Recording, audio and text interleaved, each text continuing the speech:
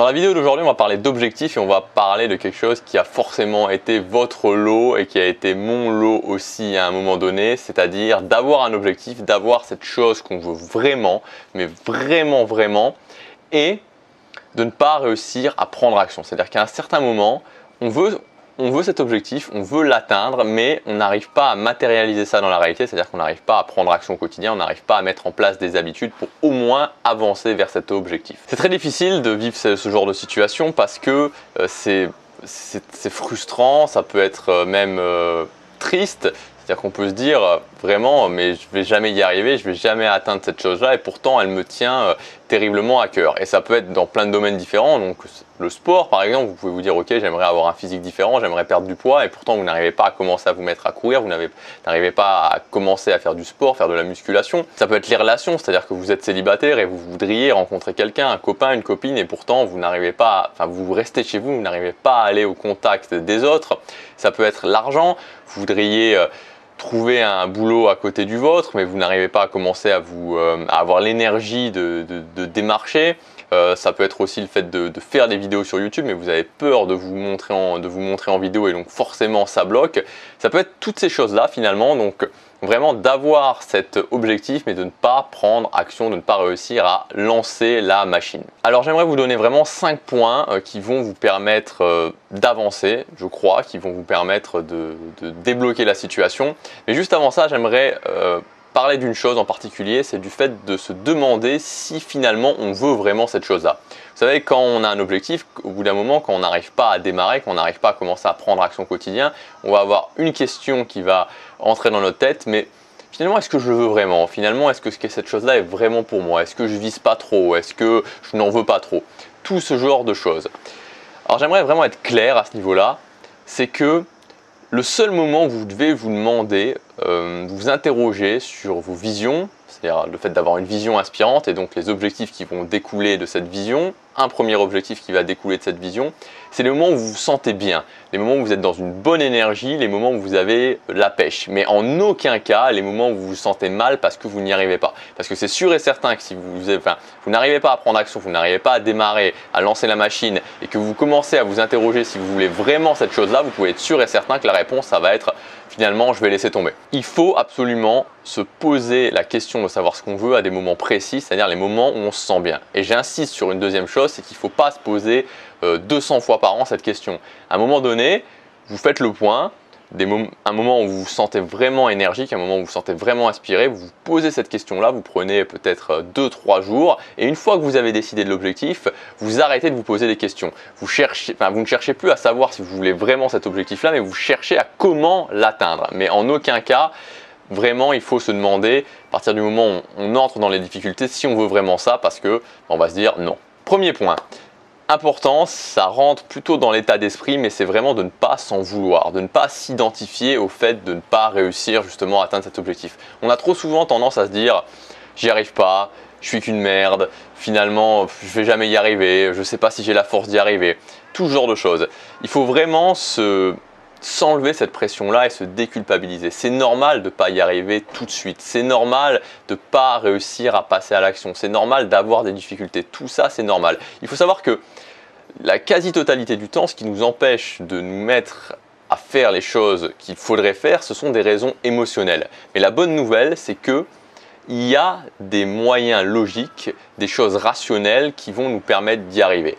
Et moi, ce que je crois vraiment, c'est que c'est toujours une question de méthode. C'est-à-dire que ce n'est pas une question de personne, ce n'est pas vous, c'est simplement une question de méthode. Donc c'est vraiment une bonne nouvelle parce que l'idée c'est qu'il y a des solutions, il suffit simplement de les chercher, de les trouver, de les tester, mais il y a toujours des solutions. Il n'y a aucun objectif qui est désespéré et il y aura toujours une méthode qui va vous permettre, une méthode rationnelle qui va vous permettre d'y arriver. Donc vraiment, ne vous en voulez pas et surtout enlevez-vous cette pression de s'auto-flageller, de s'auto-lyncher parce que c'est vraiment contre-productif. Deuxième point, c'est de ne pas voir les choses qui nous empêchent d'y arriver comme des problèmes, mais plutôt de voir ça comme des challenges. Pourquoi? Tout simplement parce que quand on a des problèmes, on a tendance à vouloir les régler vite et on a toujours tendance à vouloir s'éloigner des problèmes. Et le problème, c'est que si on voit nos objectifs comme des problèmes, justement, on va avoir tendance à vouloir s'éloigner des objectifs et on va avoir tendance à se mettre dans un état d'esprit où on va se dire, ok, objectif égale problème, donc je vais plutôt laisser ça de côté et je vais plutôt essayer de vivre une vie tranquille, pépère.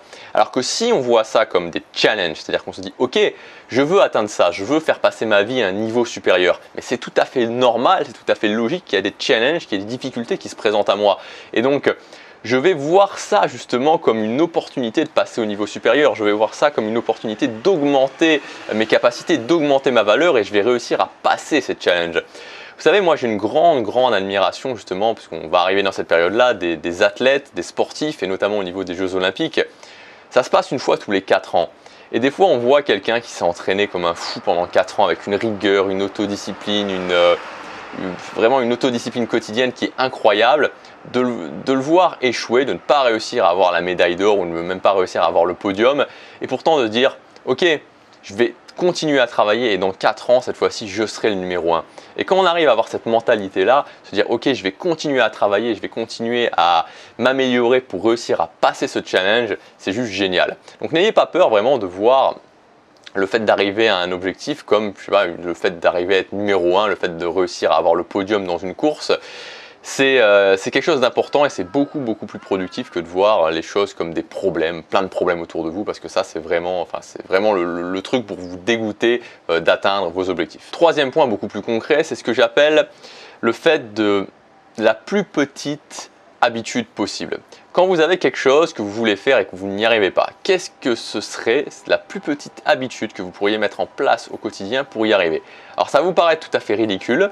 Si vous voulez courir, est-ce que ça vous coûterait vraiment beaucoup de courir, de vous mettre sur un vélo ou de courir, faites comme vous voulez, 1 minute par jour? Je dis bien 1 minute par jour, de vraiment faire cette chose-là. On peut dire que dans la plupart des cas, il n'y a rien de logique, il n'y a même rien de contraignant, de planning qui vous empêche de le faire. Donc vous pouvez tout à fait le faire. Si vous voulez rencontrer des gens, si vous voulez séduire quelqu'un, plutôt que de commencer directement à aller parler à des gens, sortez de chez vous et allez simplement vous balader. Aux heures où vous pourriez justement sortir et parler à des gens, allez vous balader. Et ça, c'est vraiment quelque chose qui est important. C'est-à-dire que on a l'impression que ça va servir à rien. Et peut-être que dans les faits, ça ne va pas vous avancer. Mais en termes d'impact émotionnel, ça fait une énorme différence. Donc, il ne faut pas hésiter justement à mettre en place ces petits millimètres, vraiment ces tout petits millimètres, mais qui vont faire une différence incroyable. Parce qu'à partir du moment où vous pouvez faire du vélo 1 minute, est-ce que vous pouvez en faire 2?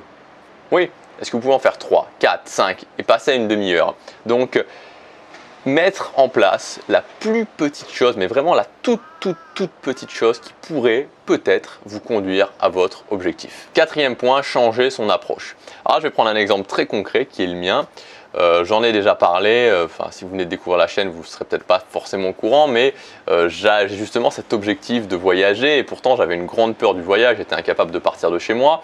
J'ai réussi, j'ai fait vraiment ce que j'appelle un plongeon, donc j'ai plongé dans cette peur, j'ai réussi à m'installer en Belgique, loin de chez moi, loin de chez mes parents. Et puis j'avais cette envie de partir au Japon et donc ça me semblait un peu difficile de sauter le pas et j'ai commencé à voyager en Europe. Et quand j'ai voyagé en Europe, je l'ai fait avec un ami. Et ça se passait de mieux en mieux. Et au bout d'un moment, cet ami a, pour diverses raisons, décidé d'arrêter de voyager. Et là, ça a été un petit peu compliqué. Et quelque part, je me suis braqué. C'est-à-dire que je me suis dit, je ne sais pas pourquoi, à un moment donné, j'avais décidé que pour atteindre cet objectif d'aller au Japon, ça ne se passerait qu'avec cet ami en question. Je n'irai qu'avec cet ami en question. Alors, ça peut paraître fou, mais très souvent, c'est ce qu'on peut voir dans un objectif. C'est-à-dire qu'on s'imagine que cet objectif, on va le réussir uniquement de cette façon, que ce sera uniquement sur ce chemin-là et uniquement ce chemin-là. Et ça, très souvent, ça correspond à quoi? Ça correspond à votre objectif. Devant, il y a un mur et c'est essayer de taper sur ce mur alors que juste à côté, il y a une porte. Et au bout d'un moment, je me suis dit, ok, est-ce que je pourrais pas finalement changer mon approche, tout simplement? Est-ce que je pourrais pas commencer à voyager seul? Est-ce que je pourrais pas commencer à voyager avec d'autres personnes? Et c'est ce que j'ai fait. Et voilà, aujourd'hui je suis au Japon.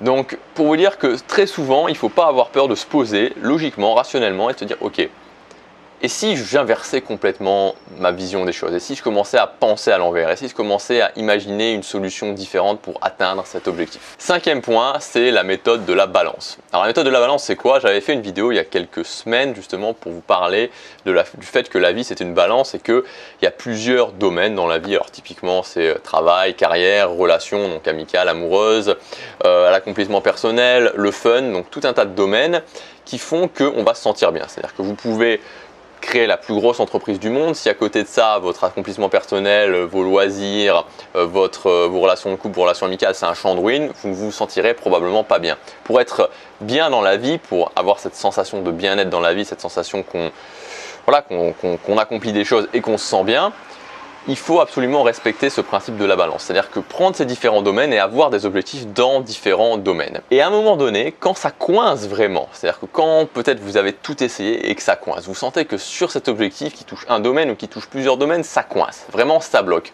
Ce que vous pouvez faire à un moment, c'est de dire, ok, bon, d'accord, ça bloque. Alors, je vais peut-être le laisser en stand-by pendant un moment. Peut-être pas des mois, mais pendant quelques temps.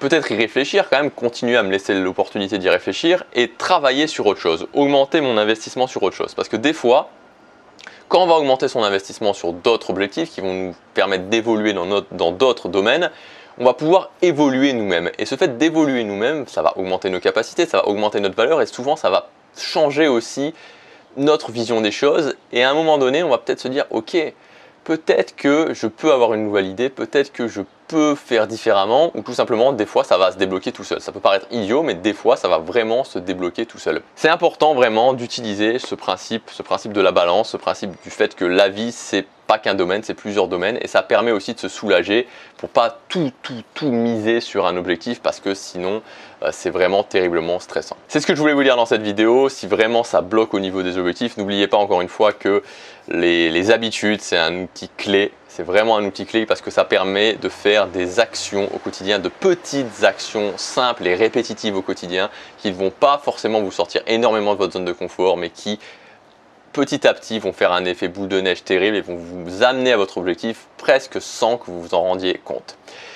Et j'insiste aussi sur un point, n'oubliez vraiment pas de ne pas vous en vouloir parce que c'est normal, il y a du challenge, c'est compliqué. Ce qui compte, c'est pas de toujours réussir, ce qui compte, c'est c'est normal de ne pas toujours réussir, c'est normal à certains moments de se retrouver bloqué. Encore une fois, ce qui compte, c'est de ne jamais abandonner et surtout de se dire, ok, quoi qu'il arrive, je sais qu'il y a des solutions, je vais changer mon approche jusqu'à y arriver. Prenez vraiment action au quotidien, travaillez, vous verrez, ça paye toujours, la régularité paye toujours, les habitudes payent toujours, chaque jour compte.